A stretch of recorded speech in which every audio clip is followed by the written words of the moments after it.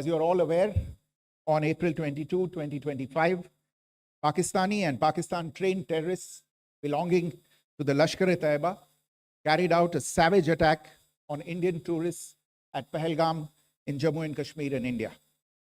They murdered 26 people, including one national of Nepal, causing the largest number of civilian casualties in a terrorist attack in India since the 26 November 2008 attacks in Mumbai.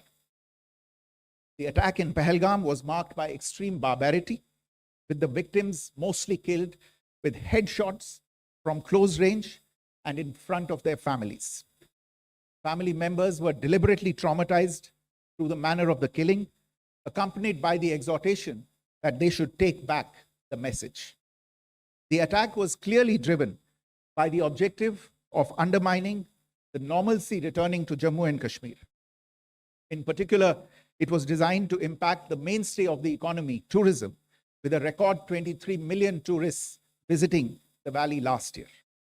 The calculation, presumably, was that harming growth and development in the Union Territory would help keep it backward and create fertile ground for continued cross-border terrorism from Pakistan.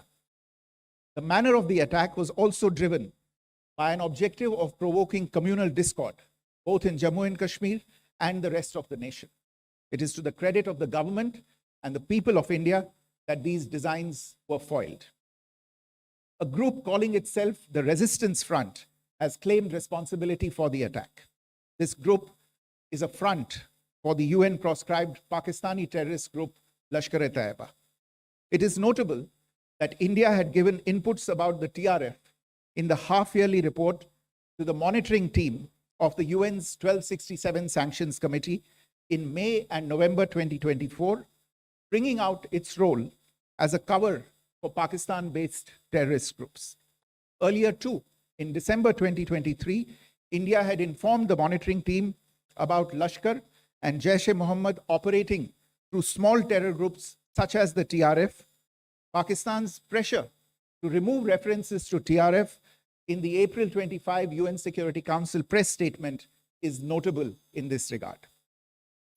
Investigations into the Pahelgam terror attack have brought out the communication notes of terrorists in and to Pakistan. The claims made by the Resistance Front and their reposting by known social media handles of the Lashkar-e-Taiba speak for themselves. Identification of the attackers based on eyewitness accounts, as well as other information available to law enforcement agencies, has also progressed. Our intelligence has developed an accurate picture of the planners and backers of this team. The features of this attack also tie in with Pakistan's long track record of perpetrating cross-border terrorism in India, which is well documented and beyond question. Pakistan also has a well-deserved reputation as a haven for terrorists from around the world, with internationally proscribed terrorists enjoying impunity there. In addition, Pakistan has been known to willfully mislead the world and international forums, such as the Financial Action Task Force, on this issue. The Sajid Mir case, in which this terrorist was declared dead and then, in response to international pressure, brought back to life, found alive and arrested, is the most glaring example.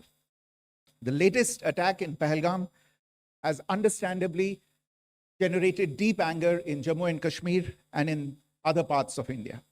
Following the attacks, the government of India naturally responded with a set of initial measures relating to our engagement with Pakistan. You're all aware of the decisions that were announced on the 23rd of April. However, it was deemed essential that the perpetrators and planners of the 22nd April attack be brought to justice. Despite a fortnight having passed since the attacks, there has been no demonstrable step from Pakistan to take action against the terrorist infrastructure on its territory or on territory under its control.